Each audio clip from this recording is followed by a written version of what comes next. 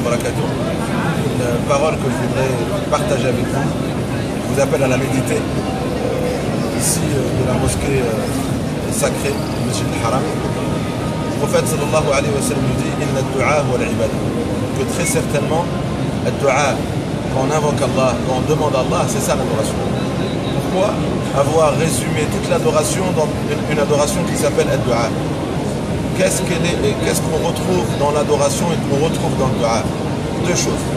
Al-ikhlas et l'iftiqar. Al-ikhlas, la sincérité. Et l'iftiqar, la dépendance d'Allah Azza wa Jal. Allah Azza wa Jal, quand il nous demande de l'adorer, c'est de ne lui associer personne, n'adorer que lui.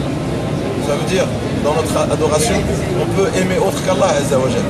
On peut lui associer d'autres divinités. On peut adorer autre qu'Allah. Allah nous dit Iyyaka na'budu, que nous devons lui accorder une adoration exclusive.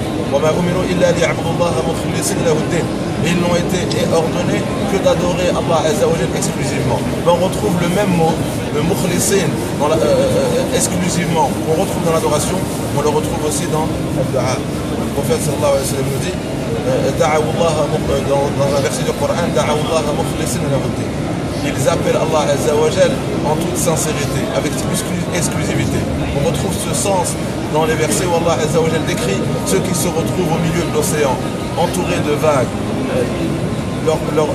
Leur survie et leur salut dépend que d'Allah Azza wa Jal. Plus personne n'est là pour les aider. Leur richesse, leur relation, leur soutien. Au milieu de l'océan, personne ne peut les aider. Ils ont peur.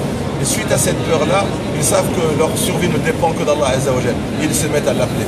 Mais pendant le mois de Ramadan, nous devons montrer à Allah Azza wa Jal combien notre pardon, l'absolution de nos péchés ne dépendent que de sa miséricorde.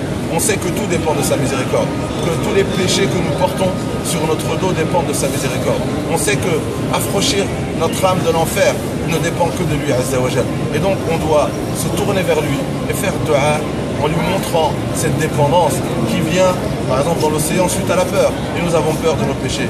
Nous avons peur d'être exposés au châtiment d'Allah Azza wa Jal dans l'au-delà. Et on sait qu'on a la chance de vivre le mois de Ramadan. Un mois où toutes les nuits, des âmes s'affranchissent, sont affranchies de l'enfer.